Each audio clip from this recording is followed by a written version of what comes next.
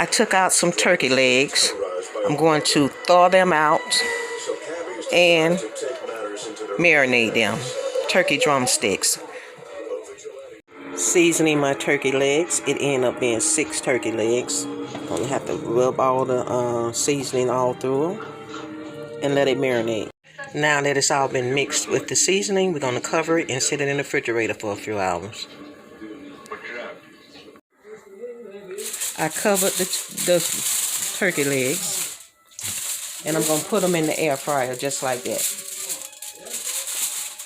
And I don't want to fry them. I want them to be juicy. My opinion is it's bookkeeping. Look, I don't care if it's bookkeeping or if it's still on the floor or what. You're gonna get I put it on the full 120 minutes at 350 degrees. Thank you, bro.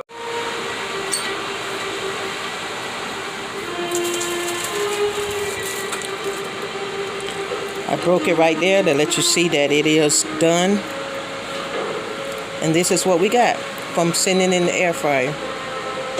And it has juice in it.